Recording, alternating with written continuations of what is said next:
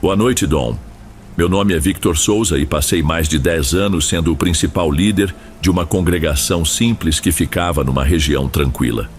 Não pretendo mencionar o lugar exato onde tudo aconteceu, nem fazer alarde sobre o nome do templo antigo. O que posso dizer é que me dediquei de coração ao trabalho religioso desde muito jovem, a ponto de me tornar referência para as pessoas ao redor. Quem me via de terno e Bíblia na mão não imaginava que por trás da aparência de homem sério havia um ser humano lutando contra as próprias fraquezas. No início, eu pregava para meia dúzia de pessoas na garagem da casa dos meus pais. Não havia cadeiras adequadas, púlpito bonito, nem equipamentos de som. Minha Bíblia era quase toda remendada e o violão que eu usava para cantar desafinava em quase todas as músicas. Mesmo assim, aquelas reuniões simples tinham algo que eu só compreenderia plenamente anos depois: sinceridade. Cada palavra minha nascia de uma convicção verdadeira, sem preocupações com elogios ou fama. Conforme as pessoas foram chegando, fizemos algumas adaptações. Um dos irmãos ajudou a colocar um pequeno toldo para proteger do sol e da chuva. Alguém doava uma caixa de som usada, outro trazia uns bancos de madeira. Foi dessa forma que a congregação cresceu aos poucos. E com ela, eu também me sentia crescendo. Recebia convites para pregar em outros lugares. As pessoas comentavam que minha voz transmitia firmeza. Aquilo tudo me motivou a aprimorar meu estilo de discurso. Com o passar do tempo, as redes sociais começaram a ter um papel importante. Sempre aparecia alguém filmando meus cultos, postando trechos online, e algumas pessoas elogiavam meu jeito de falar. Aos poucos, fui percebendo que a pregação deixava de ser apenas um encontro entre pessoas que buscavam paz espiritual e se tornava uma espécie de espetáculo. Meu nome ganhava destaque e fui me acostumando a ser chamado de Pastor Victor, como se fosse uma figura especial. A certa altura senti que havia algo em mim além de um simples dom. Eu me achava quase intocável. Toda essa atenção aumentou quando Raul, um rapaz esperto, ofereceu ajuda na área de comunicação. Ele tinha jeito para marketing e propôs criar páginas para o templo. Pastor, o senhor precisa aparecer mais. Seus cultos são cheios de frases impactantes. Isso atrai muita gente. Ele gravava tudo, editava, incluía legendas de trechos musicais como fundo e colocava títulos chamativos. Resultado: mais gente nos cultos, maior quantidade de curtidas e, sem que eu percebesse, maior ênfase na minha imagem pessoal. Foi nesse período que comecei a notar uma mudança em mim. Deixei de lado aquele tom humilde que eu usava nas reuniões de garagem e passei a impor minha voz com mais intensidade. O volume era alto, os gestos eram marcados e eu me dirigia à congregação como se estivesse numa batalha. Frases de efeito se tornaram meu maior trunfo. As pessoas reagiam com entusiasmo. Algumas diziam que eu tinha uma autoridade especial, que os males se agitavam quando eu orava. Confesso que gostei dessas afirmações e deixei que fizessem morada na minha mente. O problema é que, em paralelo à minha imagem de homem fervoroso, eu levava uma vida bem diferente quando estava longe dos olhares do público. Chegava em casa esgotado, largava a gravata e me refugiava em distrações que eu mesmo condenava em sermões. Estava sempre buscando algo que me fizesse esquecer a pressão de manter uma aura de santidade. Eu me justificava dizendo que eram pequenas falhas, que bastava orar e pedir perdão na manhã seguinte. Mas lá no fundo eu sabia que havia uma brecha se abrindo dentro de mim. Minha esposa, Lídia, foi a primeira a perceber que meu comportamento mudava. Ela comentava que minhas orações na mesa do café soavam mecânicas, que meu humor ficava instável e que eu me fechava em silêncio quando devia conversar. Eu respondia de forma seca, alegando excesso de trabalho. A verdade é que não me sentia mais confortável na presença dela, por saber que meu interior estava afundado em contradições. Numa sexta-feira à noite, eu saí de uma reunião com alguns líderes do templo e resolvi passar na congregação antes de ir para casa. Lídia me mandou uma mensagem perguntando o que eu queria jantar. Respondi de qualquer jeito. Quando estacionei, vi algo estranho encostado na lateral do prédio. Havia uma pequena caixa de madeira envolta num pano avermelhado e algumas velas apagadas ao redor. Parecia uma espécie de ritual. Fiquei parado alguns segundos, sentindo um desconforto que não conseguia explicar. Minha reação imediata foi pegar o celular e ligar para Raul. Você tem condições de vir aqui agora? Traz a câmera e um microfone de mão. Acho que podemos fazer um vídeo de alerta. Eu não tinha sequer tocado no objeto, mas já imaginava como faria. Mostraria o pacote, diria que era uma obra do mal e que eu, como líder ungido, pisaria naquilo sem medo. Construiria uma narrativa perfeita para gerar engajamento nas redes.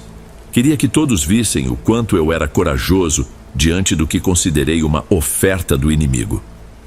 Raul chegou em poucos minutos trazendo o equipamento. A chuva estava fraca, mas mesmo assim, mantinha a caixa úmida. Ele montou rapidamente um tripé improvisado.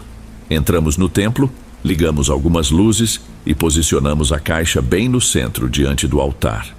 O pano vermelho parecia ter manchas antigas, e dentro havia uns objetos cuja natureza eu não conseguia identificar com clareza. Entretanto, minha preocupação não era entender o que era aquilo, mas sim como transformar tudo num momento marcante. Ele me deu o sinal para começar a falar. Tomei fôlego e comecei a discursar com o mesmo tom que usava nos cultos, denunciando forças contrárias, exaltando como eu estava acima daquilo tudo. Agi como se fosse um show. Cheguei a chutar a caixa e anunciar que aquilo não tinha nenhuma influência sobre mim. Uma parte de mim, bem pequena, sussurrava para eu não fazer aquilo, mas meu orgulho falou mais alto. Quando tudo terminou, Raul ficou entusiasmado com o vídeo. Pastor, isso vai bombar nas redes, a forma como o senhor falou, dá até arrepio. Assenti com um sorriso forçado, mas senti um aperto esquisito no peito. Antes de sair, reparei que uma senhora da congregação, Dona Paola, estava no fundo do templo, sentada num banco lateral. Ela me olhava com uma expressão que não era de espanto, mas de certa preocupação. Quando passei por ela, ainda com as luzes meio apagadas, ela balbuciou algo como: tem coisas que não se chutam, mesmo que não sejam suas. Fingi que não ouvi. Estava tão certo de que nada poderia me afetar que menosprezei o que ela disse. Fui para casa com o vídeo gravado e a cabeça cheia de planos. Lídia tentou puxar assunto no jantar, mas eu quase não falei. Subi para o quarto e fiquei olhando a edição que Raul fizera. Ele cortou alguns pedaços, inseriu legendas chamativas e colocou uma música densa ao fundo. O título anunciava que desmascaramos um ritual estranho na porta da igreja. Fechei o celular satisfeito, mas também com uma sensação desconfortável que não me saía da garganta. Deitei e tentei dormir. Tive a impressão de que estava inquieto demais. Passei boa parte da noite sem pegar no sono direito. Quando cochilei, tive sonhos que não faziam sentido claro, mas me deixavam confuso. Via pessoas entrando no templo com o rosto encoberto. Ouvia risadas sem saber de onde vinham. Acordei exausto, sem vontade de levantar. No dia seguinte, me esforcei para agir como se estivesse tudo normal, mas alguns acontecimentos quebraram essa tentativa. No ensaio musical antes do culto, o microfone que sempre funcionava bem começou a falhar nos momentos em que eu tentava falar algo importante. Uma das lâmpadas do teto estourou e a equipe de limpeza levou um susto. Não sou de dar atenção a coincidências, mas não consegui evitar uma pontada de medo. Raul, que estava no templo para ajustar a iluminação, comentou: Pastor, isso aqui está estranho hoje. Não tem um clima bom, sabe? Dei de ombros e fingi não concordar. Mas percebi que, enquanto ele mexia nos cabos, dava umas olhadas ao redor como se procurasse entender de onde vinha uma sensação incômoda. Conforme a semana avançou, pequenos incidentes foram se multiplicando. Algumas pessoas próximas, que sempre ocupavam os primeiros bancos, avisaram que precisavam dar um tempo da igreja. Não deram justificativas claras. Era como se todos sentissem que havia algo diferente no ar. Entre as pessoas que pararam de frequentar, estava a Dona Paola. Tentei contato com ela por mensagem, mas ela só respondeu que não estava se sentindo bem para participar. Não insisti. Lídia também começou a ficar mais calada em casa. De vez em quando ela perguntava: Victor, você acha que trouxe algo ruim para dentro do templo? Eu desconversava, usando argumentos decorados sobre a fé que vence qualquer mal. Só que dentro de mim começava a crescer a ideia de que talvez eu tivesse precipitado as coisas. Ao mesmo tempo, eu já não tinha coragem de admitir isso em voz alta. Certo domingo, durante o culto principal, aconteceu uma cena que me marcou. Eu estava pregando sobre perseverança, usando minha voz de sempre, quando senti um cansaço repentino. Minha garganta secou e o copo d'água ao lado do púlpito parecia morno, apesar de o salão ter ventiladores ligados. Tentei prosseguir, mas as palavras não saíam com a mesma convicção. A voz embargou. O olhar da congregação me deixava desconfortável, pois percebi que não transmitia a mesma confiança de antes. Para piorar, no exato momento em que tentei retomar o ritmo, as caixas de som emitiram um ruído forte, como um zumbido estridente, e depois ficaram mudas. O silêncio foi tão incômodo que eu ouvi gente na plateia murmurando coisas do tipo: "Isso nunca aconteceu antes." Tive de continuar sem microfone. Me senti exposto, pois estava acostumado a amplificar minha fala. Quando acabei, muita gente levantou e saiu sem esperar o fim dos avisos. Meu temperamento, já balançado, piorou depois do culto. Reuni os obreiros numa sala ao lado e tentei entender o que ocorrera. Um deles, mais velho, disse que aquele som de interferência parecia alguma espécie de microfonia, mas que não sabia a causa. Outro comentou que, enquanto mexia na mesa de som, escutou ruídos parecendo vozes abafadas. Achei aquilo absurdo, mas notei que ele estava pálido. Não era o tipo de pessoa que brincaria com algo assim. Saí de lá irritado e confuso. A atitude de Lídia em casa continuava fria. Eu me enfurnei no quarto, abri redes sociais e fiquei vendo os comentários sobre o vídeo que Raul postara dias atrás. Alguns elogios, mas também havia quem perguntasse se eu não estava exagerando, transformando as coisas em espetáculo. Li uma crítica que mexeu comigo. Alguém dizia que a verdadeira fé não precisava de shows e que eu havia perdido a essência. Desliguei o celular me sentindo incomodado, mas não queria admitir que havia um fundo de verdade naquela afirmação. Com o passar dos dias, percebi que meu ânimo diminuía de forma preocupante. As noites eram turbulentas. Raramente eu tinha pesadelos explícitos, mas acordava sempre sem descanso, como se algo me perturbasse por dentro. Eu já não abria a Bíblia para ler com a mesma frequência. Quando tentava, não conseguia fixar a atenção e a mente vagava. Era como se eu estivesse ali, mas sem mergulhar nas palavras. Foi nesse período que um obreiro de confiança, Sandro, veio me procurar para dizer que alguns membros tinham comentado sentir uma sensação de incômodo no salão, principalmente perto do altar. Parece que as pessoas não conseguem se concentrar nas orações. Andam dispersas, sem motivação. A resposta que dei a ele foi seca. Elas precisam orar mais. Se estivessem cheias de fé, não estariam sentindo nada de anormal. Depois que ele saiu, meu coração pesou. Eu sabia que não era apenas falta de fé dos outros. Algo havia mudado. E no fundo, eu não podia culpar ninguém além de mim mesmo. Em meio a tudo isso, Raul continuava com as gravações, mas eu notei que seu entusiasmo também estava menor. Ele chegou a me dizer que os vídeos mais recentes não estavam tendo tantas visualizações, que as pessoas pareciam menos impactadas pelos meus discursos. "Pastor, não quero ser desrespeitoso, mas o senhor tem estado diferente. Parece cansado, não tem mais aquelas frases fortes." Fiquei irritado e mandei ele parar de gravar por uns dias. Eu mesmo não queria mais me ver nas telas. Era como se eu evitasse encarar o que estava me tornando. Em casa, Lídia e eu quase não conversávamos. Ela dormia cedo e eu ficava no quarto, com a luz do abajur acesa, pensando em 1000 coisas que não faziam sentido. Uma madrugada, achei que ouvi um som de passos no corredor. Abri a porta para verificar e não vi nada.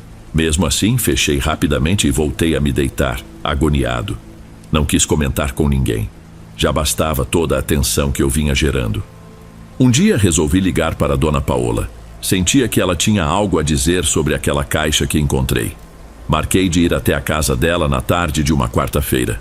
Quando cheguei, Ela me recebeu com gentileza, mas notei no olhar dela uma mistura de pena e preocupação. Sentamos numa varanda modesta com cadeiras de plástico. Ela serviu um chá e falou sem rodeios. Aquilo que o senhor chutou não foi feito para a igreja. Acredito que o destino era outra pessoa. Mas quando o senhor resolveu usar como espetáculo, foi como dar combustível a algo que já estava se enfraquecendo. Permaneci calado, sentindo um aperto no peito. Ela continuou. Não vou dizer que aquilo é o responsável por todos os problemas.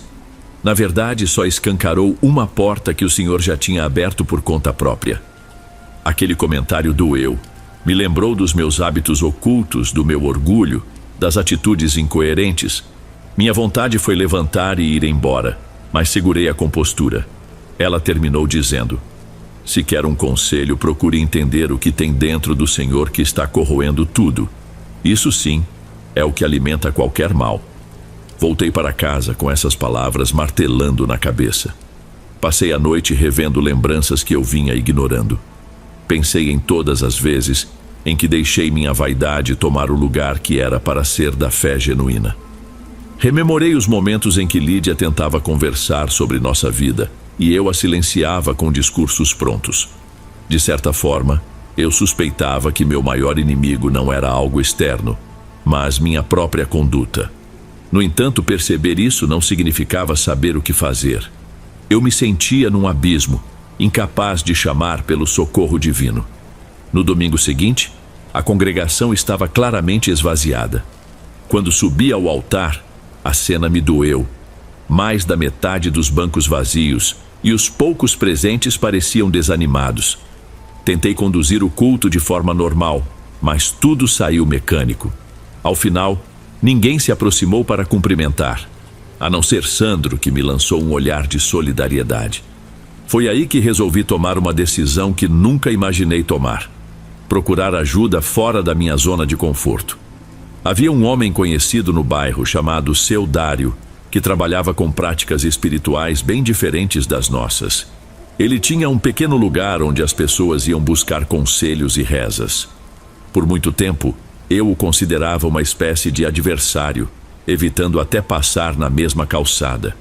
Mas me lembrei da frase de Dona Paola sobre procurar entender o que estava dentro de mim. Talvez, se eu falasse com alguém completamente alheio à minha realidade, conseguisse uma resposta. Na tarde de uma segunda-feira, criei coragem e bati no portão de ferro que dava acesso ao local onde Seu Dário atendia. Um rapaz me reconheceu e me deixou entrar. Não senti medo, mas um desconforto, pois percebi que eu estava entrando num território que até então eu condenava. O ambiente era simples, sem elementos exagerados. Havia um cheiro de ervas queimadas que incomodava um pouco, e eu ouvi uns cânticos distantes, mas não distingui as palavras. Fiquei esperando até que Seu Dário viesse falar comigo. Ele apareceu trajando roupas comuns, com um olhar tranquilo, como se já soubesse que eu viria. Sentei num banquinho de madeira, respirei fundo e disse: o senhor talvez me conheça, eu lidero o templo aqui perto. Ele fez que sim, com uma expressão de quem não se surpreendia. Eu sei, em que posso ajudar?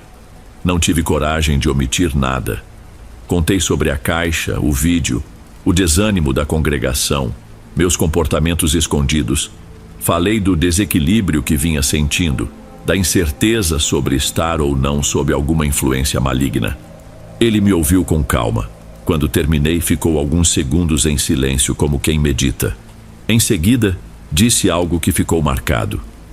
Existem trabalhos que perdem a força se não são alimentados. Mas o Senhor alimentou essa coisa ao usar como troféu. Só que mais importante do que isso, quem alimentou foi a sua própria vaidade. Um coração dividido abre portas sem nem perceber. Aquilo soou como um golpe. Eu me dei conta de que não adiantava culpar a caixa ou quem quer que a tenha colocado ali.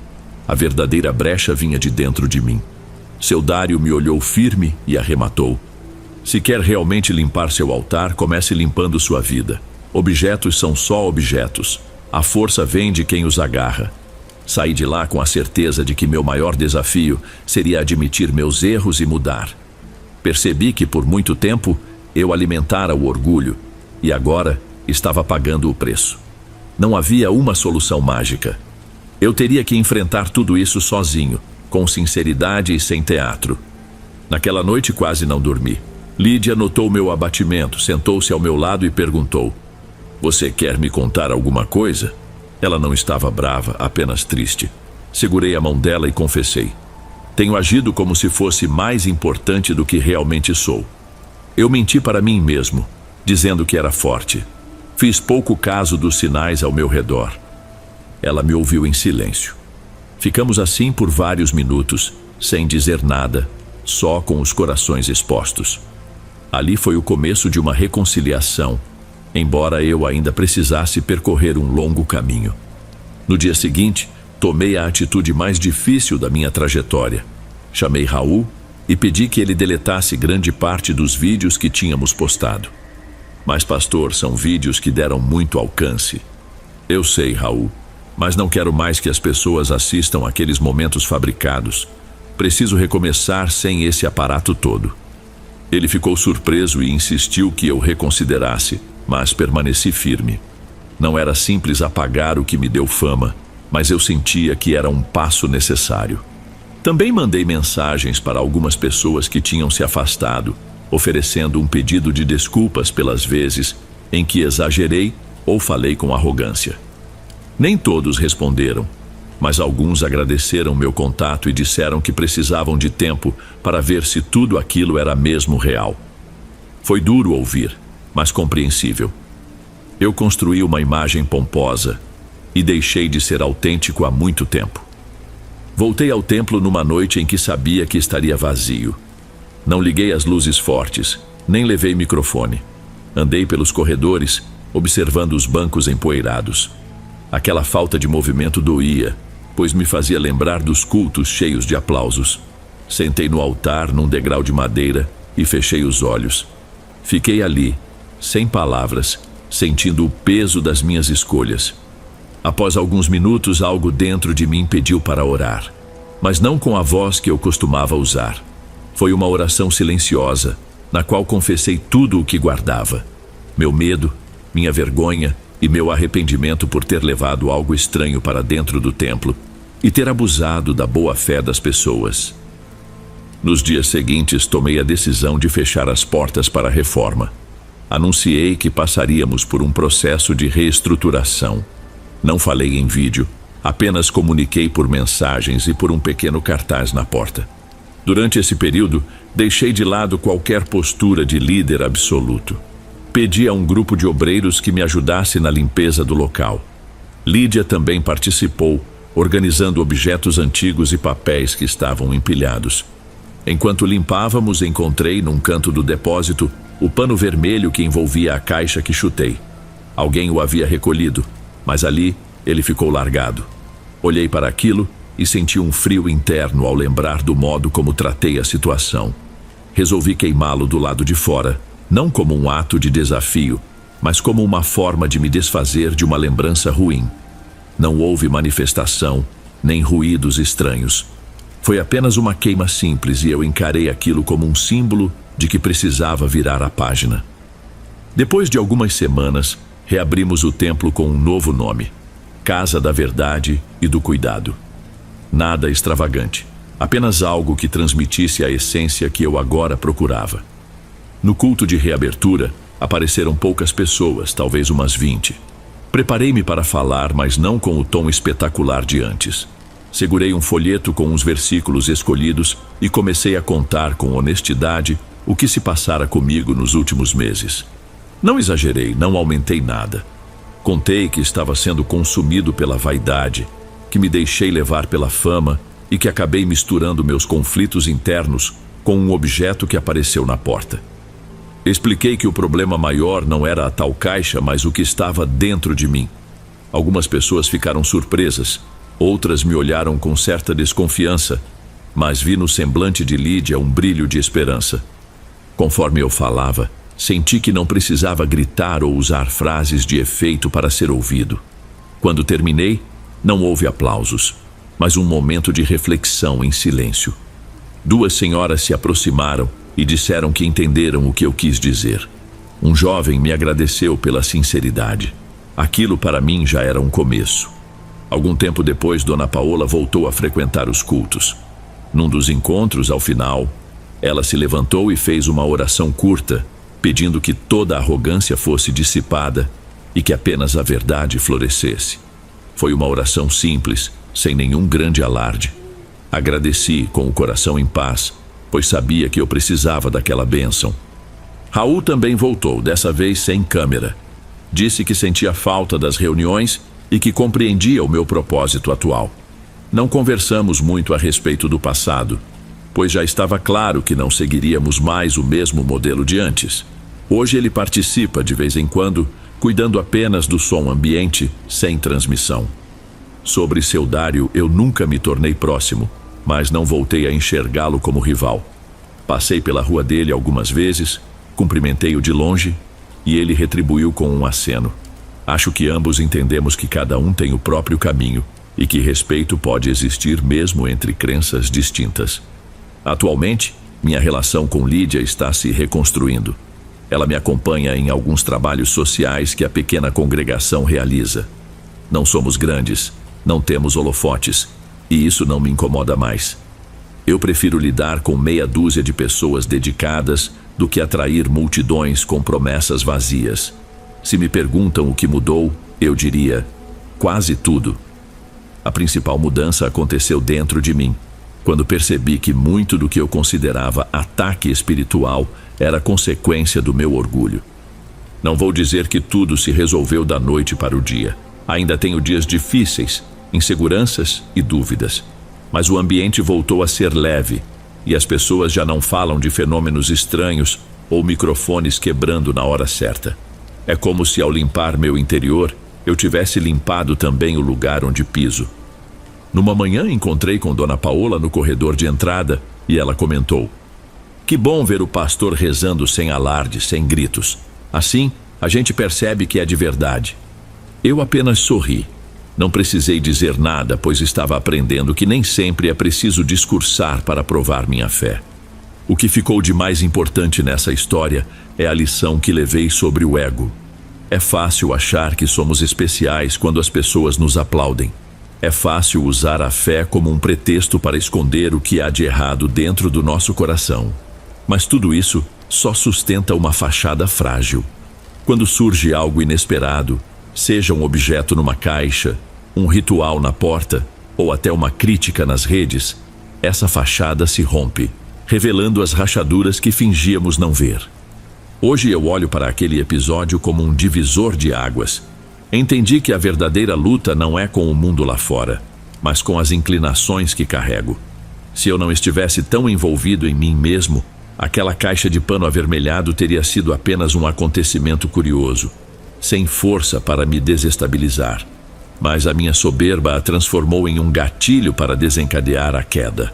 E foi preciso despencar para perceber que meu orgulho era o real inimigo. Meu nome continua sendo Victor Souza, mas se algum dia me chamarem de pastor, que seja porque veem a sinceridade do meu caráter e não porque eu faço um espetáculo no altar. Agora, deixei de buscar holofotes e estou trabalhando para ser apenas um servo fiel, disposto a ouvir e a cuidar de quem chega em busca de alívio. A casa da verdade e do cuidado segue pequena, porém limpa de artifícios. E, sinceramente, é tudo o que desejo.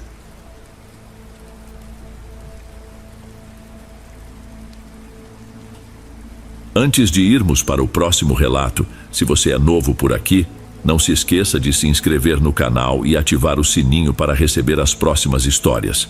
Sua presença é importante e seu apoio é essencial. Bem, vamos continuar.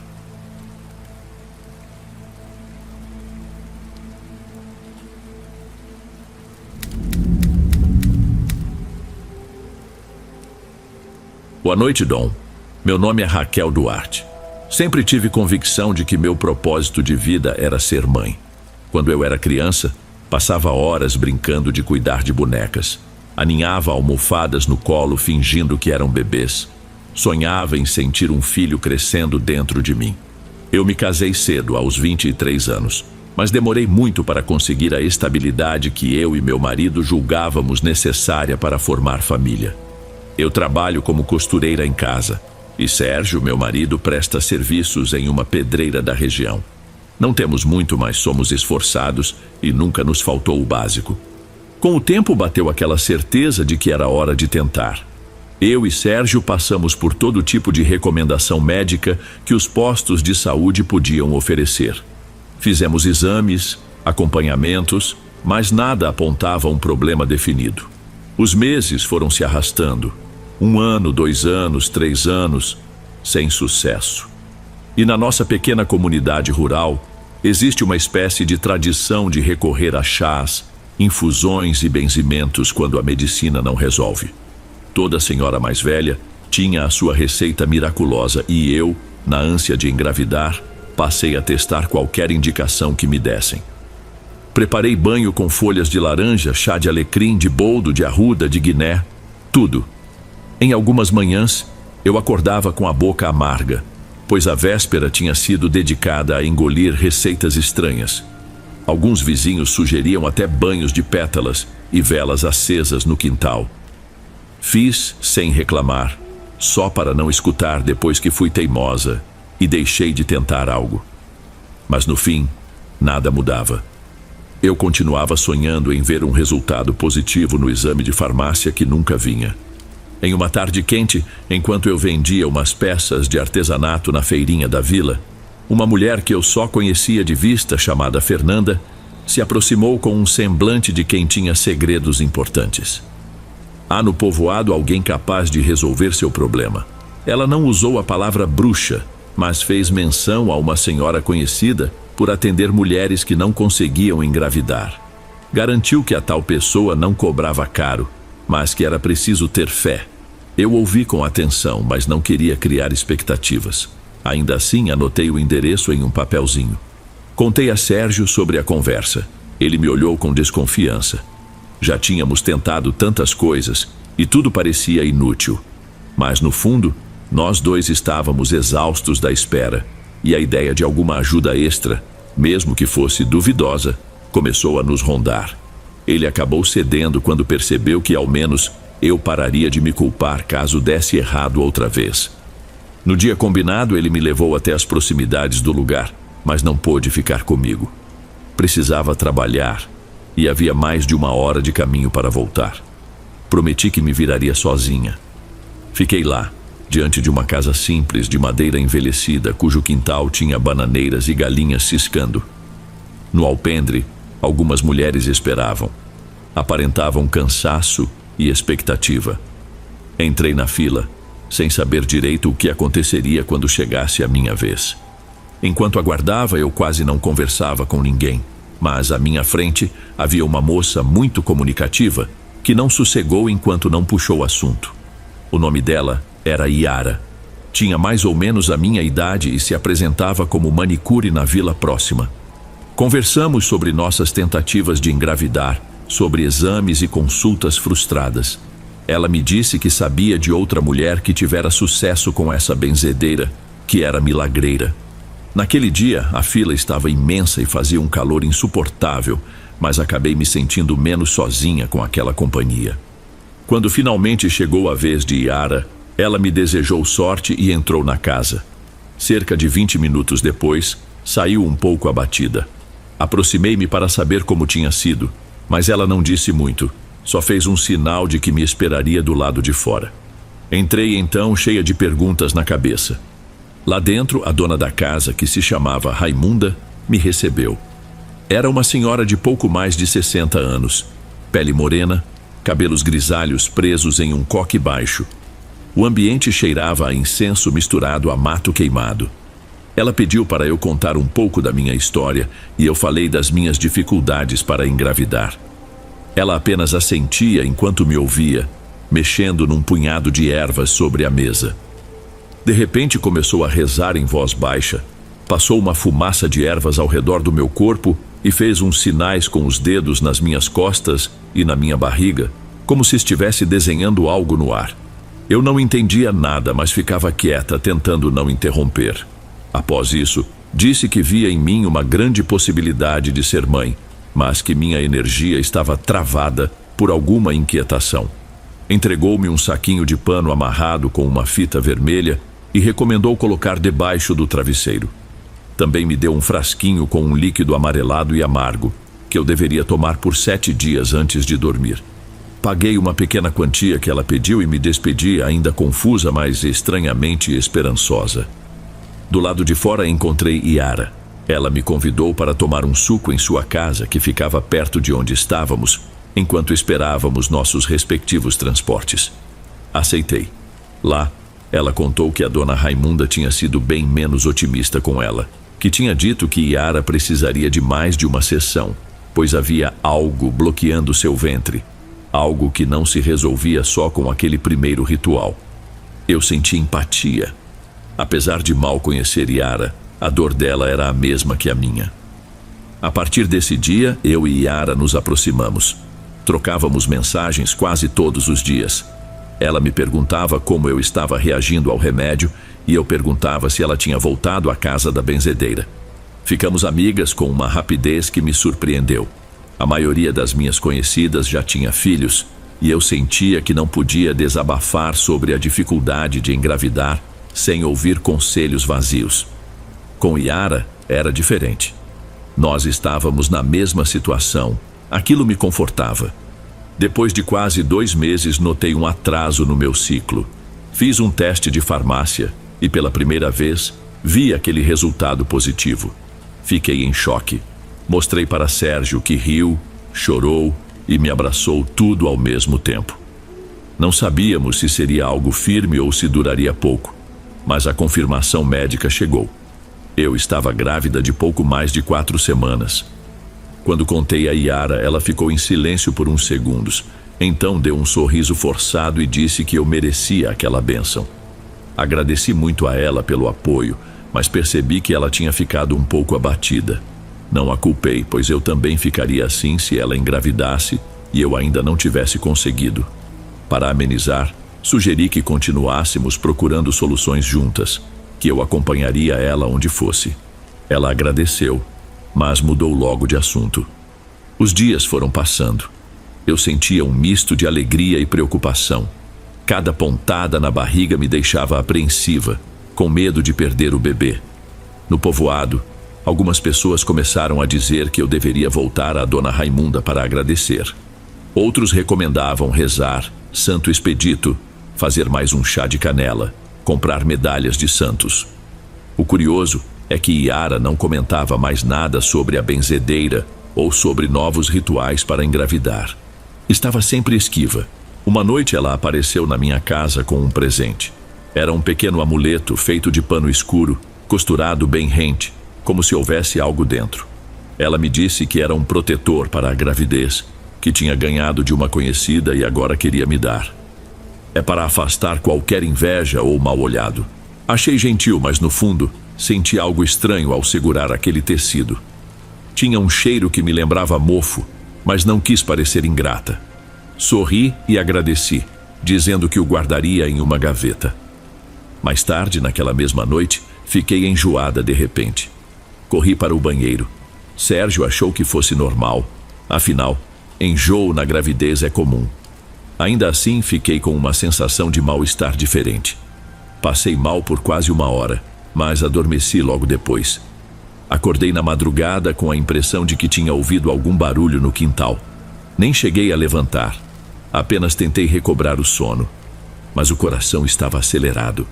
No dia seguinte, enquanto varria a casa, achei marcas pequenas no chão do quintal, como se alguém tivesse pisado na terra molhada. Não era uma pegada de bicho conhecido. Tinha formato estranho, quase triangular. Mostrei para Sérgio, que deu de ombros, dizendo que poderia ser um cachorro com uma pata deformada ou algo assim. Ainda assim, não consegui tirar aquilo da cabeça, pois as marcas pareciam exercer alguma influência sombria. Tapei as marcas com um pedaço de papelão e segui a vida. Nessa mesma semana, Yara me convidou para passar a tarde na casa dela. Falou que tinha uma surpresa. Quando cheguei, ela me serviu um caldo de legumes bem quente, dizendo que era bom para a gestante. A cada colherada sentia um amargor no fundo da garganta, algo que me incomodava. Ela ficou me observando comer. Na metade do prato, pedi licença para ir ao banheiro. Lá, senti dores no estômago. Meu rosto suava frio. Ao voltar, Yara perguntou se eu estava bem. Não quis preocupá-la, mas a cara dela me deixou alerta. Tinha um olhar fixo em mim, como se me analisasse. Eu disse que preferia parar de comer. Ela não insistiu. Ficamos ali conversando sobre coisas aleatórias e a certa altura ela comentou: às vezes imaginava como seria te ver sem essa obsessão pela maternidade. A frase soou rude, mas ela logo se corrigiu, dizendo que era só uma maneira de falar. Antes que eu pudesse perguntar mais, ela mudou de assunto novamente. Quando cheguei em casa, a dor no estômago piorou. Tive febre durante a noite. Sérgio quis me levar a um posto de saúde, mas lá não descobriram nada específico. Me deram um remédio para enjoo e recomendaram repouso. Uma enfermeira chegou a dizer que poderia ser o próprio estresse da gravidez. No dia seguinte, melhorei, mas fiquei um pouco desconfiada. Por que aquele caldo estava tão estranho? Com o passar do tempo, Yara voltou a se tornar mais distante. Quando eu falava sobre o bebê, ela ficava calada, olhando para o chão. Uma vez, comentei que eu tinha o pressentimento de que seria uma menina. Ela soltou um riso sem humor e disse: às vezes a gente recebe o que não merece. Aquilo me atingiu como uma pedrada. Perguntei o que ela queria dizer com aquilo, e ela apenas balançou a cabeça, fugindo do assunto. No fundo, eu entendia o que estava acontecendo. Ela se sentia injustiçada, pois eu engravidei e ela não. Ainda tentei oferecer ajuda financeira caso ela quisesse procurar uma clínica na cidade maior, mas ela recusou, dizendo que não gostava de caridade. Apesar disso, eu queria manter a amizade. O tempo passava e a minha barriga crescia, mas a sensação de insegurança também aumentava. Eu não conseguia mais dormir direito. Tinha pesadelos com sombras no meu quarto, com risadas abafadas em cantos escuros da casa. Acordava sobressaltada, sem saber se estava sonhando ou não. Sérgio dizia que era normal sentir medos na gravidez, mas algo em mim gritava que não era só isso. Em uma tarde qualquer, Yara apareceu sem avisar, trazendo sacolas de frutas e verduras. Disse que queria preparar um almoço especial para mim, já que eu vivia reclamando que quase não tinha apetite. Vou fazer tudo com muito carinho, você vai ver. Achei a oferta estranha, dado o clima recente entre nós, mas aceitei. Fui tomar banho enquanto ela cozinhava. No meio do banho, senti um cheiro de queimado invadindo o banheiro, algo que lembrava incenso forte. Saí depressa e avistei a casa tomada por uma fumaça esbranquiçada. Gritei o nome de Yara, mas não havia em lugar nenhum. Andei mais um pouco até avistar sua silhueta na cozinha. Ela estava com um pano no rosto, tentando dispersar a fumaça. Me aproximei, a visão turva, e caí. Tive apenas a impressão de ouvir minha respiração enfraquecer. Apaguei por completo. Quando despertei, estava deitada na cama. Sérgio e Yara estavam lá, me olhando com um misto de susto e alívio. Ele explicou que, segundo Yara, tinha acontecido apenas um pequeno incidente na panela, mas não houve fogo de verdade, só aquela fumaça. Meu marido disse que tentou me levar ao posto de saúde, mas não conseguiu o carro do patrão emprestado na hora. Yara jurou que eu tinha desmaiado do nada. Negou qualquer anormalidade na fumaça. Os dois minimizaram a situação, mas eu sabia que havia algo muito errado ali. Depois desse episódio, passei a ter sensações mais estranhas. Certa noite, acordei com a sensação de que alguém estava parado do lado de fora da janela do quarto. Não era ventania, nem passo de animal. Parecia um roçar leve na parede num ritmo cadenciado. Chamei por Sérgio, mas ele dormia pesado. Levantei devagar e olhei pela fresta da janela sem acender a luz, para não denunciar minha presença. Só avistei o quintal escuro. Não dava para distinguir nada. Voltei a deitar, mas a cada vez que eu fechava os olhos, tinha a impressão de escutar um arranhar na madeira da janela, como se unhas passassem bem devagar ali. Aquela foi uma das piores noites da minha vida. No dia seguinte, relatei tudo a Sérgio, que achou que talvez fosse algum bicho. Mandou eu tentar ficar calma, pois o estresse poderia prejudicar a gravidez. Ainda assim, não consegui esquecer. Fui até o quintal pela manhã, procurei pegadas, marcas nas paredes, mas não encontrei nada, a não ser um clima pesado que eu não sabia explicar. Uma parte de mim queria voltar a Dona Raimunda, questionar se o ritual inicial poderia ter aberto alguma porta negativa, mas a outra parte estava assustada, pois não tinha certeza de que aquilo me ajudaria a lidar com os medos. Por volta do 3º mês, comecei a sentir fortes enjoos e dores frequentes. Meus exames indicavam que o bebê ainda estava se desenvolvendo, mas eu parecia mais fraca a cada dia. A médica do posto pediu que eu redobrasse os cuidados, bebesse mais água, evitasse desgastes. Sérgio assumiu mais tarefas na casa, mas não podia largar o trabalho. Eu vivia abatida e às vezes sentia calafrios repentinos, mesmo nos dias quentes. Em uma das consultas de pré-natal, a enfermeira que me atendeu perguntou se eu estava consumindo algum chá ou remédio caseiro sem orientação, pois meus exames mostravam alterações estranhas. Neguei, embora tivesse feito uso do líquido amarelado que a Dona Raimunda me dera tempos atrás, que, aliás, eu já tinha acabado. Ela recomendou precaução, pois qualquer substância poderia prejudicar o feto. Comecei a me sentir culpada, pensando se aquele ritual inicial tinha sido uma boa ideia. Certa tarde, ao arrumar meu guarda-roupa, reencontrei o amuleto de pano escuro que Yara me dera. Estava guardado numa gaveta. Eu o peguei nas mãos e senti uma espécie de vertigem, como se estivesse febril. Resolvi abri-lo para ver o que tinha lá dentro. Estava costurado com uma linha resistente. Então usei uma tesourinha de bordar para desatar os pontos. O que encontrei me perturbou. Havia uma mistura de folhas secas, pedaços de algo que pareciam unhas ou ossinhos, além de um pano menor, tingido de um vermelho que não parecia tinta. Fiquei horrorizada. Não sabia se era alguma simpatia do bem ou algo muito mais sinistro. Nesse mesmo dia liguei para Yara, tentando disfarçar meu nervosismo, mas ela não atendeu. Mandei mensagens, sem resposta. Uma parte de mim pensava em jogar aquele saco no lixo, mas senti medo de agravar algo que eu não compreendia. Acabei embrulhando tudo num pano branco e guardando num canto alto do armário. Depois de quase uma semana sem notícias, Yara surgiu em minha porta. Disse que estava passando por problemas pessoais. Parecia cansada, com olheiras profundas. Perguntei sobre o amuleto, contei que tinha aberto. Ela me olhou feio e retrucou. Você nunca deveria ter feito isso. Aquelas coisas não são para os olhos de quem não entende o lado espiritual. Falei que não tinha sido por mal, mas acabei perguntando por que ela me entregou algo tão estranho. Ela respondeu irritada. Você não percebe que muita gente por aí deseja o que você tem? Minha intenção era só te proteger de olho gordo. A expressão dela era dura, quase agressiva. Resolvi me calar. Tinha medo de insistir e agravar a situação, pois algo me dizia que ela não estava bem. No fundo, eu também sentia raiva por ter recebido um objeto tão macabro sem entender sua natureza. Minhas dores na barriga se intensificaram.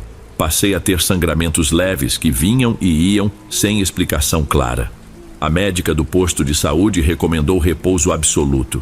Sérgio tentou ficar em casa o máximo que pôde, mas tínhamos contas a pagar. Então ele saía para trabalhar rezando para que nada de ruim acontecesse comigo. Certa tarde, sozinha em casa, comecei a sentir uma pontada intensa no baixo ventre. Tentei me levantar, mas a vista escureceu. Me encostei na parede respirando fundo. Então ouvi um barulho no quintal, como se alguém tivesse chutado um balde. Só me veio à cabeça que talvez Yara tivesse aparecido de novo. Andei devagar até a porta dos fundos e notei que o trinco estava solto. Abri. Não havia ninguém, mas a sensação de pânico tomou conta de mim. Voltei para dentro. Quando cheguei ao quarto, encontrei Yara ao lado da cama, mexendo em algo sobre o meu criado mudo. Ela se virou para mim com um susto, como se eu a tivesse flagrado. Perguntei o que fazia ali. Ela disse que a porta estava aberta e que tinha entrado para ver se eu estava bem. Reparei que havia um pequeno frasco na mão dela, um líquido escuro. Antes que eu perguntasse, ela se aproximou e tentou me fazer engolir à força. Lutei para resistir, mas me sentia muito fraca. Ela apertou minha barriga exatamente onde eu sentia dor e eu gritei, pedindo que parasse. Não conseguia me defender direito. Tudo rodava na minha cabeça. Yara me olhou com um ar desesperado e sussurrou: "Você não entende que esse filho poderia ter sido meu? É injusto." A última coisa que lembro foi a sensação de algo amargo escorrendo pela minha garganta e a dor alucinante no ventre. Depois desmaiei. Quando acordei, estava no hospital da cidade vizinha. Sérgio estava sentado ao lado da cama, segurando minha mão. Assim que me viu acordar, seus olhos se encheram de lágrimas. Ele me contou que cheguei desacordada, levada por um vizinho que escutou meus gritos e entrou na casa ao ver Yara fugir. Os médicos não conseguiram salvar o bebê. Disseram que houve um sangramento grande. Não se sabia ao certo a causa, mas meu útero estava seriamente comprometido. Sérgio chegou a comentar o ocorrido às autoridades locais, porém nada avançou de imediato, já que não havia rastro de Yara em lugar algum. Eu me recusei a acreditar no que ouvia. Chorei tanto que minhas forças se esgotaram. Sérgio tentava me consolar, mas também estava destruído por dentro. A médica explicou que, devido às lesões internas, seria muito improvável que eu engravidasse novamente. Parecia que todas as minhas esperanças e sonhos escorriam pelo ralo de uma só vez. Voltei para casa, mas não suportei ficar ali por muito tempo. Cada canto me lembrava meu curto período de felicidade grávida e a tragédia que veio depois. A pedido de Sérgio, nos mudamos para outro lugar, próximo a uma rodovia que facilitava o trabalho dele. Alguns conhecidos do povoado disseram ter visto Yara fugir rumo a uma estrada secundária.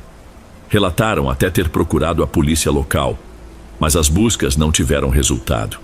Meses depois, alguém disse tê-la visto em uma região distante, aparentemente grávida. Meu corpo se recuperou pouco a pouco, mas meu coração não. Eu vivia com medo de tudo. Dormia pouco. Tremia ao menor barulho à noite. A fé que eu tinha na vida foi aos poucos se apagando. Sérgio tentava me animar falando de adoção, mas eu não conseguia sequer pensar nisso. Era como se a maternidade me causasse repulsa, de tanto que doía lembrar o que me foi tirado. Por vezes eu pensava em voltar à dona Raimunda, exigir explicações sobre o que realmente podia ter acontecido. Mas não adiantaria. Senti que aquele caminho só aumentaria meu sofrimento. Passei então a buscar ajuda numa igreja próxima de casa. Falava com um padre, mas sem contar toda a história. Só dizia que havia sido vítima de uma grande injustiça. Ele orava por mim, pedia que eu perdoasse quem me fez mal. Eu fingia concordar, mas no fundo não conseguia. Diante das minhas crises de medo, procurei uma outra benzedeira local, que se dizia devota de santos e que ajudava a quebrar inveja. Contei-lhe, em linhas gerais, o que tinha acontecido.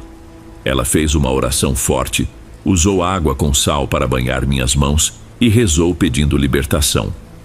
Orientou-me a tomar banhos de ervas por 9 dias, rezar com fé e me afastar de qualquer lembrança dolorosa. Comecei esses rituais e, de fato, as sensações de pavor foram diminuindo. Já não tinha mais tantos pesadelos. Consegui voltar a trabalhar como costureira, recebendo algumas encomendas de enxovais de bebê, o que no início me fazia chorar sozinha à noite, lembrando da minha perda. Algum tempo depois recebi a visita de uma prima distante que mora no interior. Ela também tinha problemas de fertilidade e veio me pedir conselhos, pois havia ouvido falar que eu já tinha passado por vários tratamentos. Perguntou se conhecia alguma benzedeira famosa. Hesitei em responder, mas acabei dizendo com todas as letras que ela deveria procurar ajuda médica confiável e tomar cuidado com soluções mágicas. Não entrei em detalhes, mas deixei claro que tive uma experiência trágica. Preferi poupá-la do relato completo. Aos poucos fui percebendo que não adiantava nutrir ódio ou buscar vingança contra Yara. Ela havia sumido e ficar me alimentando das lembranças só me deixava mais doente por dentro. Decidi que precisava continuar, ainda que com cicatrizes. Sérgio e eu fomos levando a vida em nossa nova casa. Ele ainda guarda uma tristeza profunda por não ter conseguido me proteger naquele dia. Eu o consolo dizendo que não foi culpa dele. Nenhum de nós esperava que algo tão cruel pudesse acontecer, ainda mais vindo de quem considerávamos amiga. Hoje carrego uma dor que não posso apagar, mas tento transformar essa dor em alerta para outras mulheres que, como eu, sonham em ser mães e ficam vulneráveis a qualquer promessa de milagre. Participamos de um grupo de apoio, onde me ofereci para conversar com quem enfrenta lutos ou traumas parecidos. Quando sinto que as lembranças me sufocam, dedico meu tempo a costurar, a passar tempo com Sérgio ou a sentar-me diante de uma pequena imagem de santa que guardo na sala.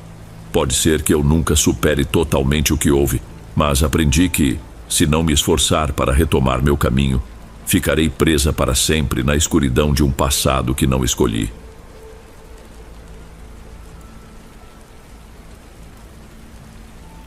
Antes de irmos para o último relato, se ainda estiver por aqui, comente o horário que está assistindo.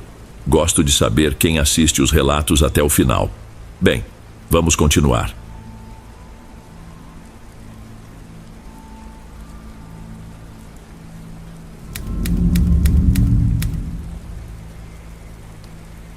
Meu nome é Emanuel, e o tempo já me curvou um pouco as costas, me deixando com mais de 40 anos marcados pelo sol e pelo sal.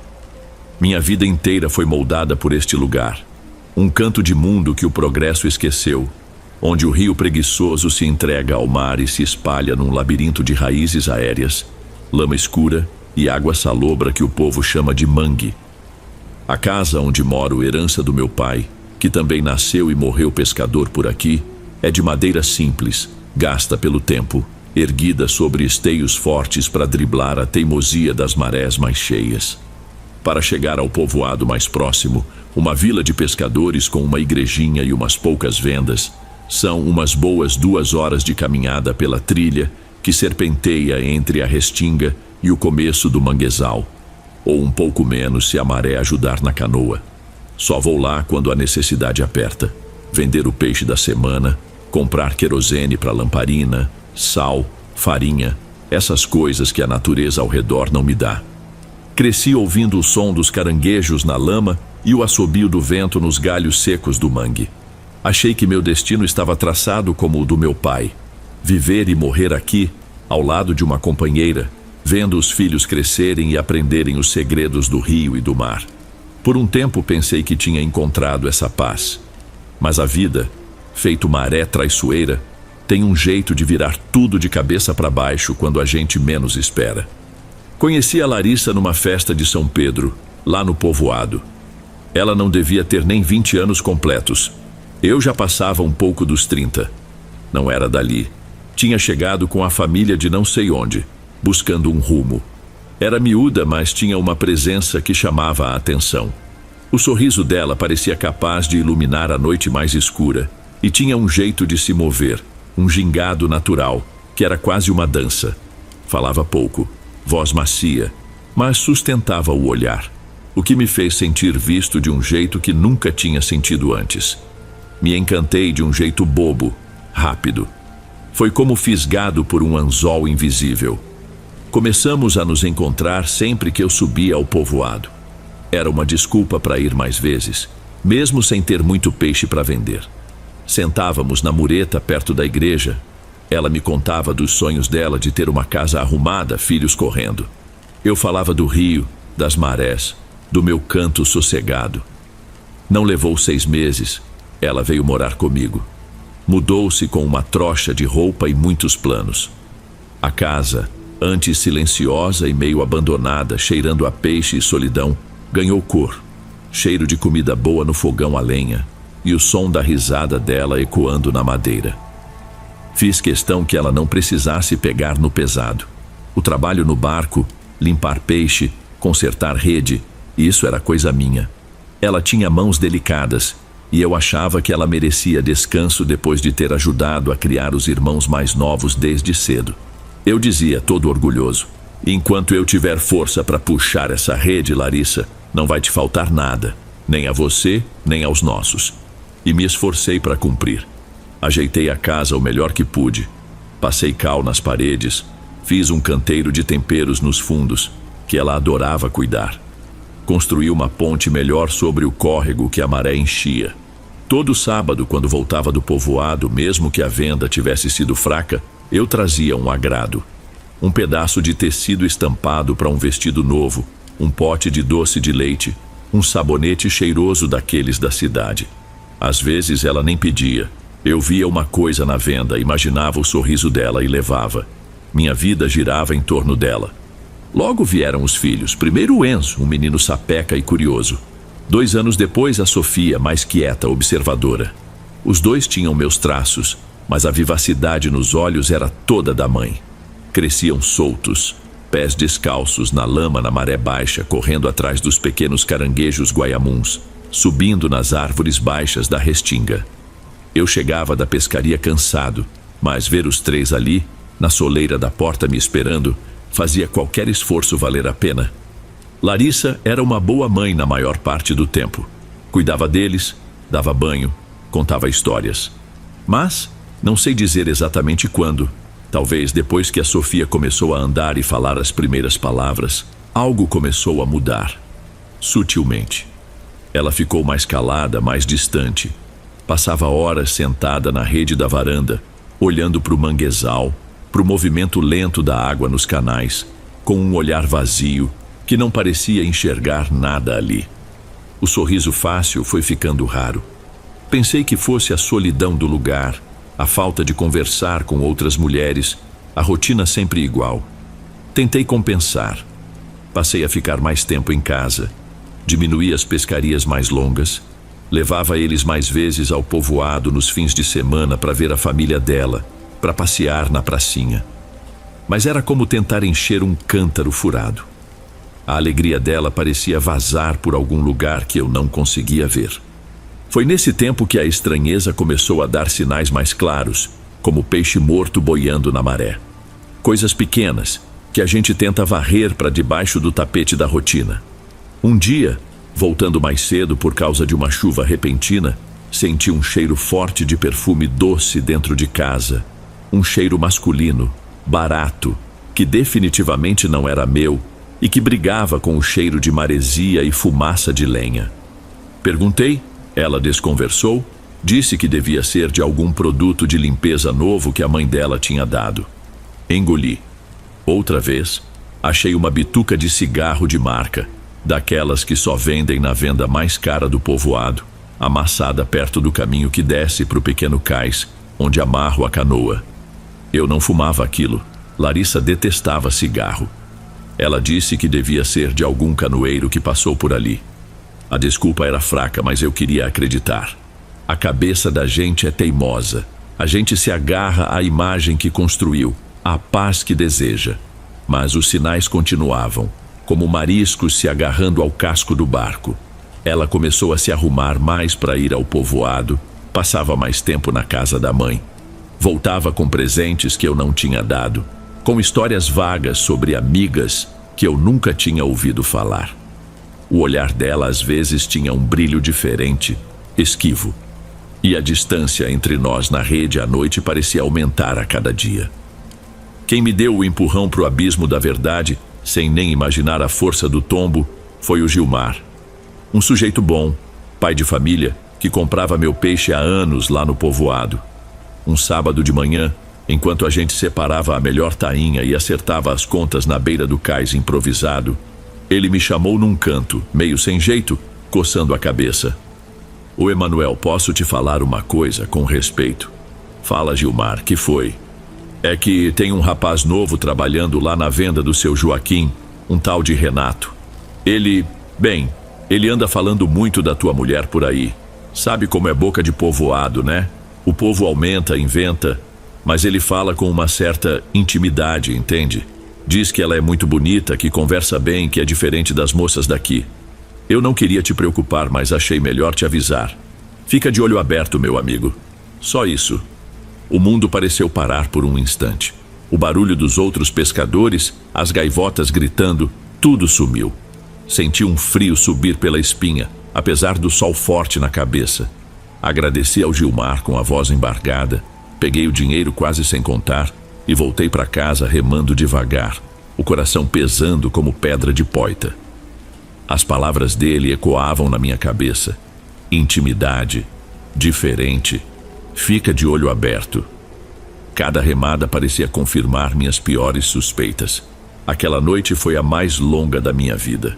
O mangue, que sempre foi meu companheiro silencioso, pareceu se tornar ameaçador.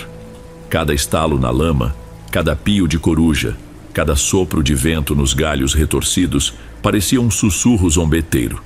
Olhei para Larissa dormindo ao meu lado, tão serena na aparência, e senti um nó na garganta, uma mistura de amor, raiva e uma tristeza imensa. No dia seguinte, inventei uma desculpa qualquer sobre precisar de uma peça para o motor da canoa e fui ao povoado mais cedo que o normal. Não fui direto na venda. Fiquei de longe, observando, e lá estava ele. O tal Renato, moreno, jeito esguio, mais novo que eu, talvez uns 25 anos. Arrumava uns sacos na frente da venda, assobiando. Era a mesma melodia que Larissa tinha começado a cantarolar em casa nos últimos tempos. Nossos olhares se cruzaram por um breve instante. Ele desviou rápido, quase culpado. Não precisei de mais nada. A certeza me atingiu como um raio. Não falei com ele, não fiz escândalo. Dei meia volta, entrei na canoa e voltei para casa, remando com força, a raiva me dando uma energia que eu não sabia que tinha, mas o estômago revirado em náusea. O que me corroía por dentro não era apenas a traição em si, a quebra da confiança. Era o lugar. Acontecia ali, debaixo do meu teto, na minha casa, no meu refúgio, no lugar que eu construí com o meu suor para abrigar minha família. Enquanto eu estava na lida, no mar, buscando o sustento, ela trazia outro para nossa intimidade. Senti-me um idiota completo, o último a saber. Imaginei os cochichos no povoado, os olhares de pena ou de zombaria dos outros pescadores. A vergonha queimava mais que o sol do meio-dia. Como pude ser tão cego? A gente se acostuma com a presença, com a rotina, e para de enxergar de verdade. Pensei em 1000 coisas. Em largar tudo, pegar as crianças e sumir. Em confrontá-la ali mesmo, na frente de todo mundo. Em ir atrás do rapaz e resolver do jeito que se resolvia antigamente.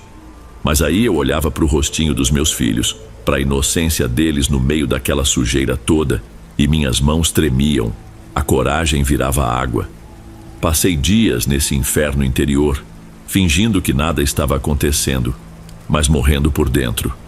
Observava cada gesto dela, cada palavra, buscando confirmação onde já não havia dúvida. Ela parecia sentir minha desconfiança. Ficou mais arisca, mais defensiva. O clima em casa ficou pesado e irrespirável. A confirmação final veio numa tarde quente e abafada, prenúncio de temporal.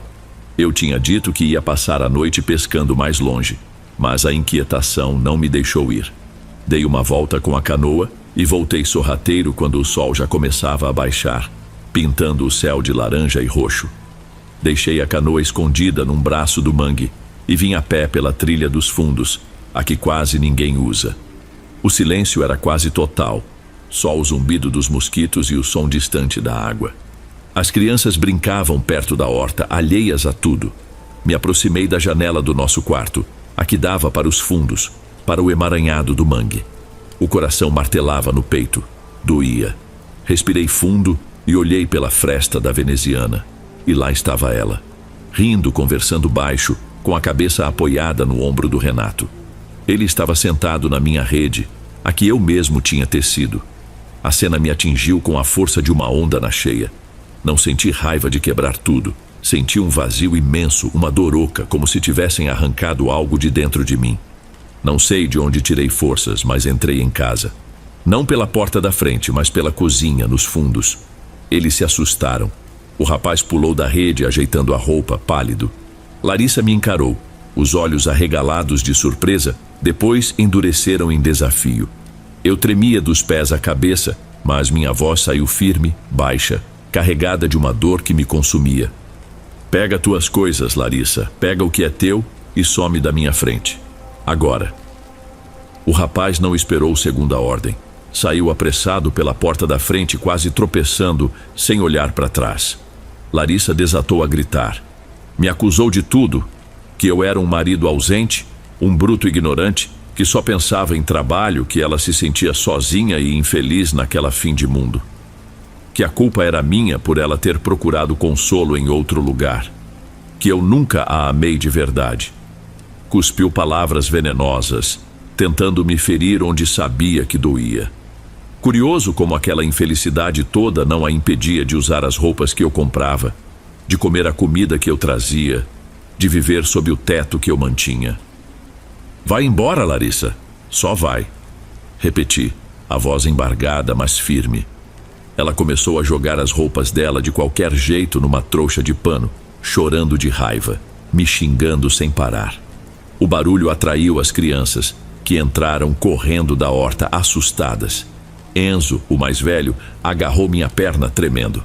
Sofia começou a chorar alto, chamando pela mãe.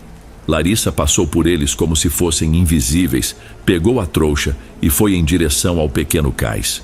Soltou a amarra de uma canoa velha que ficava ali e começou a remar em direção ao povoado, contra a correnteza fraca da maré vazante. Fiquei parado na porta, assistindo a canoa diminuir até sumir na curva do rio. O silêncio que ficou depois foi ensurdecedor. Olhei para os meus filhos, agarrados em mim, os rostinhos molhados de lágrimas e confusão. Me ajoelhei ali no chão de terra batida da cozinha, abracei os dois com força e desabei. Chorei pela traição, pela família destruída, pela minha cegueira, pela solidão que tinha voltado com força total, mais amarga do que nunca. Os dias que se seguiram foram um pesadelo acordado. Tentar cuidar de duas crianças pequenas, da casa, da pescaria, tudo ao mesmo tempo, com o coração em pedaços, era uma tarefa quase impossível. Minha tia Cida, irmã do meu pai, uma mulher de poucas palavras, mas de uma força imensa, veio assim que soube. Ela morava numa casinha mais perto do povoado, mas não pensou duas vezes. Chegou com sua trouxinha, seus rosários e sua presença firme. Não me perguntou detalhes, não me julgou. Apenas assumiu o comando da cozinha, cuidou das crianças com um carinho silencioso, remendou minhas redes e minha alma aos poucos, com sua fé simples e sua presença constante. Rezava baixo pelos cantos antes de dormir, e o murmúrio suave de suas orações era a única coisa que trazia alguma paz àquela casa carregada de tristeza. Larissa, como era de se esperar, não ficou quieta. Espalhou sua versão dos fatos pelo povoado. Pintou-se de vítima, dizendo que eu era um monstro ciumento e possessivo, que a tinha expulsado por um capricho. Que eu era violento. Eu que nunca levantei a mão para ela, apesar de tudo. Os pais dela, que nunca me engoliram direito por eu ser um simples pescador sem futuro, vieram até a beira do rio fazer escândalo. Gritaram, me ameaçaram, disseram que iam tirar as crianças de mim. Foi tia Cida quem os enfrentou na ponte de madeira que dava acesso à casa. Com sua calma assustadora, disse umas poucas e boas. Falou da vergonha que a filha deles tinha feito eu passar e mandou que fossem cuidar da vida deles e deixassem minha família em paz. Eles foram embora resmungando, mas não voltaram. As crianças sentiam uma falta imensa da mãe. Choravam à noite, perguntavam por ela a todo momento. Enzo ficava emburrado pelos cantos. Sofia tinha pesadelos. Eu tentava explicar com a paciência que me restava que a mãe tinha ido morar longe, que não podia voltar agora. Cada pergunta era uma faca no meu peito. Tia Cida ajudava, distraía eles com histórias, com brincadeiras, mas a ausência de Larissa era um buraco na vida deles. E foi nesse clima de dor, de perda e de adaptação difícil que as coisas estranhas começaram a acontecer de verdade. Não foi algo súbito, como um raio.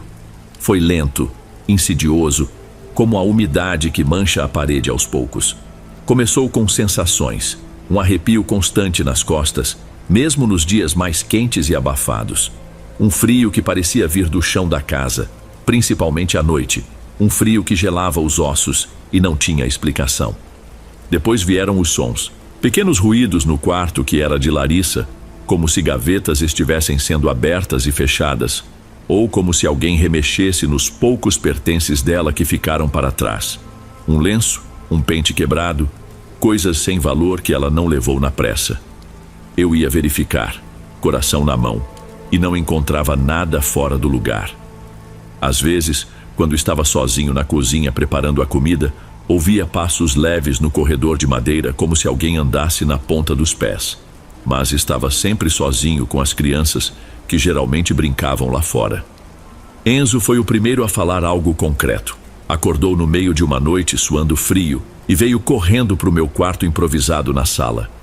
Pai, tem uma moça lá fora, perto do mangue, chamando a gente. Que moça, filho? Deve ser sonho, volta a dormir. Não é sonho, pai. Ela fica lá na beira da água, escondida nas raízes. Ela balança para frente e para trás e chama baixinho. Dá medo. Sofia, mesmo sendo menor, começou a dizer a mesma coisa alguns dias depois. Descreviam uma figura feminina, de cabelos compridos e escuros, sempre perto da água, com uma tristeza no olhar. Diziam que às vezes ela parecia chorar, um choro silencioso que fazia o corpo deles gelar. No início, descartei como saudade da mãe, imaginação fértil de criança assustada com a mudança brusca. Mandava rezar em um Pai Nosso com a tia Cida. Deixava a lamparina do corredor acesa a noite toda, mesmo gastando mais querosene. Mas então eu comecei a ouvir. Numa noite sem lua, de um breu profundo que só o mangue conhece, acordei sobressaltado com um som que me gelou o sangue. Era um choro, baixinho, agudo, sofrido. Inconfundivelmente o choro de um bebê recém-nascido. Vinha da direção do manguezal, não muito longe. Levantei devagar, o assoalho rangendo sob meus pés. Fui até a janela da sala, que dava para a frente da casa, para a ponte e o rio. Forcei a vista na escuridão. Não vi absolutamente nada além das formas retorcidas das árvores do mangue e o brilho escuro da água parada nos canais. Mas o choro continuava, um lamento fino, persistente, que parecia cortar a noite. Fechei a janela com as mãos trêmulas, tranquei a porta, senti o coração bater descompassado no peito. Voltei para a rede, mas o sono sumiu. O choro ficou ecoando na minha cabeça até os primeiros raios de sol pintarem o céu. Aquilo se repetiu outras noites, não todas, mas com frequência suficiente para minar minha sanidade. Era sempre na calada da noite, sempre vindo do mangue. Eu andava pelos cantos, a cabeça baixa, os ombros pesados. O trabalho no barco ficou mais difícil. Minha concentração falhava. Comecei a sentir dores no corpo que não eram só do esforço físico. Pontadas nas costas como agulhadas quentes que vinham do nada e sumiam do nada. Dores de cabeça constantes, um cansaço que me derrubava, mesmo que eu não fizesse quase nada o dia todo. Perdi peso. As olheiras se tornaram parte do meu rosto. Tia Cida, com sua sensibilidade aguçada, percebia tudo. Um dia, enquanto me servia um prato de pirão no almoço, ela pousou a mão no meu ombro e disse com a voz preocupada: Emanuel, meu filho, você não está nada bem. E não é só tristeza, não. Essa casa parece que tem um peso nela, uma coisa ruim pairando no ar. Tem noite que eu mesma acordo com a sensação de ter mais gente aqui dentro. E esse frio que não larga a gente. Você precisa se benzer, menino, precisa de ajuda. É só cansaço, tia, é muita coisa para minha cabeça. Não é só cansaço, Emanuel. Eu conheço tristeza e conheço coisa ruim. E aqui tem coisa ruim. Ou pelo menos uma tristeza tão grande que virou assombração. Você tem que fazer alguma coisa. Confesso que a ideia me assustava. Nunca fui de acreditar nessas coisas de benzedeira, de feitiço. Meu pai era um homem prático, só acreditava no trabalho das mãos e na força da maré. Mas o desespero estava me roendo por dentro. O medo pelas crianças, o meu próprio medo, a sensação de estar perdendo o controle da minha própria casa, da minha própria mente. E havia aqueles momentos estranhos, quase vergonhosos. Às vezes, do nada, me vinha uma saudade lancinante da Larissa. Uma vontade irracional de ir atrás dela no povoado, de pedir para ela voltar, de esquecer tudo. A imagem dela sorrindo me vinha à mente e meu coração apertava. Logo em seguida, a raiva e a mágoa voltavam com força e eu me sentia um fraco, um idiota por ainda pensar nela depois de tudo. E percebi que era justamente nesses dias, quando essa confusão de sentimentos me atacava mais forte, que as coisas em casa pioravam. O choro do bebê ficava mais nítido, as crianças mais agitadas e medrosas, a sensação de presença invisível mais forte. Tia Cida não desistiu da ideia. Falou de novo com mais firmeza. Emanuel, escuta tua tia velha.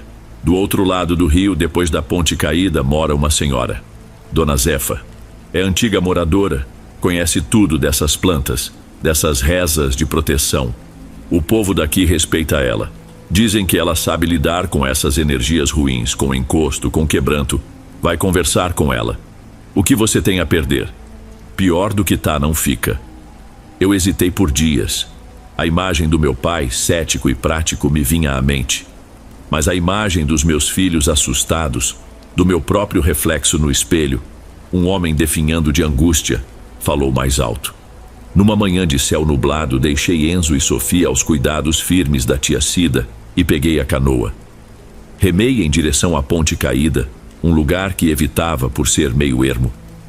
A correnteza parecia mais forte, o vento soprava contra. Senti um peso enorme no peito. Uma voz na minha cabeça dizendo para voltar, que era tudo besteira, que eu estava ficando louco. Mas continuei remando, movido por um desespero que superava o ceticismo. A casa de Dona Zefa era pequena, de taipa, quase escondida pela vegetação nativa. Um cheiro forte de mato e fumaça pairava no ar. Ela estava sentada na soleira da porta, uma senhora muito idosa, a pele enrugada como casca de árvore, mas com olhos incrivelmente vivos e penetrantes. Me olhou chegar sem surpresa alguma, como se soubesse quem eu era e o que me levava ali. Chega, meu filho, apeia dessa canoa e senta um pouco. A maré anda trazendo muita coisa amarga para tua margem. Sentei num banquinho baixo que ela me ofereceu e desatei a falar. Contei tudo, desde o começo. A felicidade inicial com Larissa, a mudança dela, a traição dolorosa, a expulsão, a solidão, os medos das crianças, a moça triste, o choro do bebê no mangue, as dores no corpo, a angústia que me consumia, a saudade misturada com ódio. Falei sem parar, como se abrisse uma comporta de represa. Dona Zefa ouviu tudo em silêncio, pitando calmamente seu cachimbo de barro, soltando baforadas de fumaça com cheiro de ervas. O olhar dela nunca deixou o meu. Quando finalmente me calei, exausto, ela ficou um tempo em silêncio, olhando para o manguezal que se via ao longe. Então, falou com uma voz calma, mas firme. Tem raiz de mágoa profunda fincada lá na tua casa, Emanuel. Coisa feita e deixada com raiva, com desejo de te ver rastejando na lama da tristeza. Essa energia ruim, esse veneno de sentimento, abriu porta para coisa mais antiga. Esse mangue aqui guarda muita história, muita dor de gente que já se foi, de criança que não vingou. A moça triste que teus filhos veem não é gente de agora, é sombra de um tempo antigo, espírito sofredor que se achega onde tem brecha de dor e desespero. E esse choro de criança é lamento que ficou agarrado no vento, eco de alguma tragédia esquecida que a energia ruim da tua casa despertou. A tua ex-mulher, na raiva dela, deixou essa porta aberta. E você, meu filho, com tua dor, tua mágoa e essa saudade que te rói, tá alimentando essas sombras sem perceber. Elas se fortalecem na tua fraqueza. Não usou a palavra bruxaria nem feitiço. Falou de energia, de mágoa como raiz, de portas abertas, de espíritos antigos do lugar atraídos pela dor. Aquilo, vindo daquela senhora com seus olhos sábios, pareceu terrivelmente real, mais do que qualquer explicação lógica que eu tentasse encontrar. Dona Zefa me levou para um quartinho nos fundos da casa, um lugar impregnado com o cheiro de folhas secas e terra molhada. Lá, ela me deu um banho demorado com uma água escura, cheia de ervas que picavam a pele e ao mesmo tempo pareciam limpar algo por dentro. Enquanto jogava a água com uma cuia sobre minha cabeça, ela rezava baixo, numa língua que eu não entendia, mas que soava antiga e poderosa. Depois, me fez beber um chá escuro, amargo, com gosto forte de raiz e terra. Por fim, me deu um pequeno saquinho de pano grosso, amarrado com um cordão encerado. Dentro, senti o toque de sementes, pedrinhas e talvez um dente de algum bicho. Carrega isso sempre contigo no bolso da calça. Não deixa ninguém tocar. É para fechar teu corpo, para te dar firmeza. E reza, Emanuel. Reza do teu jeito, com fé no coração. Pede proteção para a força maior que governa tudo isso. Limpa tua casa. Queima casca de alho e folha de arruda nos cantos. Abre as janelas, deixa o sol e o vento entrarem e levarem o que não presta. E o mais difícil, meu filho, tenta limpar teu coração dessa mágoa. Perdoar não é esquecer a ofensa, é soltar a corrente que te prende ao passado e à dor. Deixa ir o que não te serve mais. Senão, a sombra encontra sempre lugar para se agarrar. Voltei para casa remando devagar, sentindo um cansaço imenso, mas com uma fagulha de esperança no peito. Contei tudo para a tia Cida, que ouviu com atenção e concordou com a cabeça. Nos dias seguintes, fizemos tudo o que Dona Zefa mandou. Defumamos a casa com as ervas indicadas, o cheiro forte impregnando tudo. Abri todas as janelas, deixei o sol forte do meio-dia entrar e varrer as sombras. Tia Cida intensificou suas rezas, colocou um copo com água e sal grosso atrás da porta principal. Eu carregava o patuá no bolso, sentindo seu peso como um lembrete constante.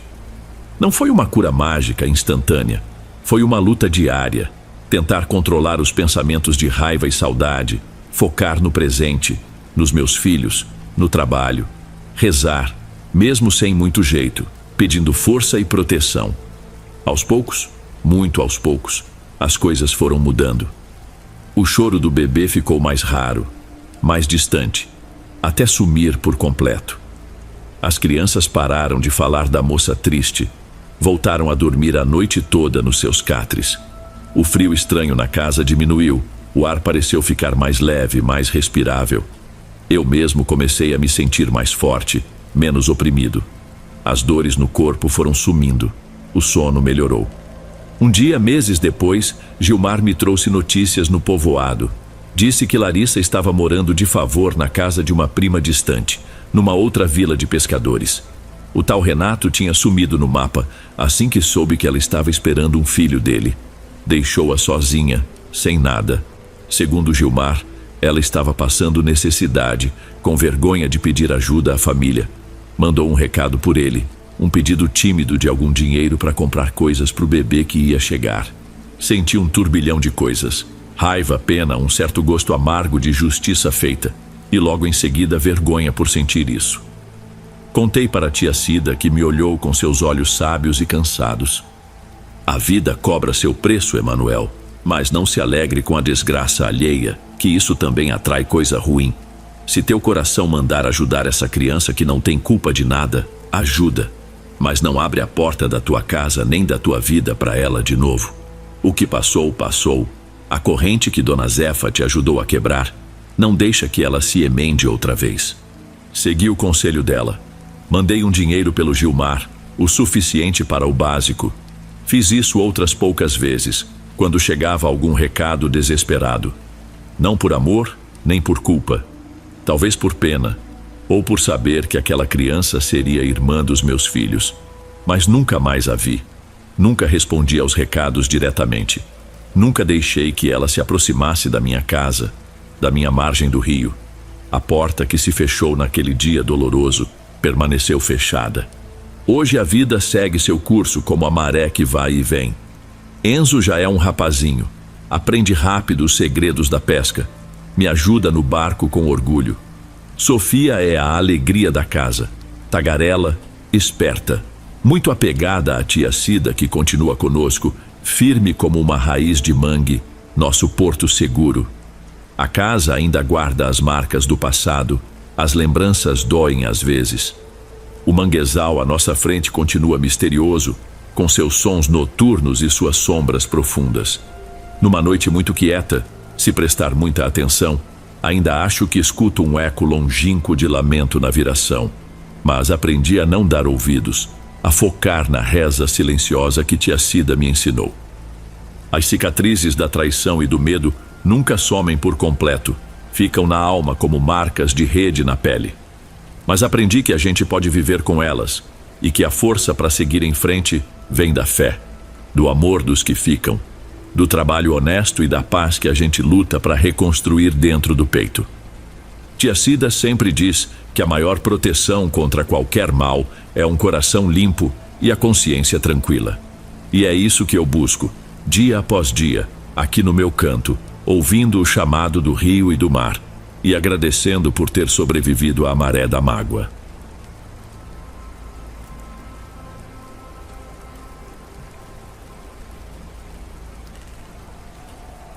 Ei pessoal, obrigado por ouvirem. Clique no sininho de notificações para ser alertado de todas as futuras narrações.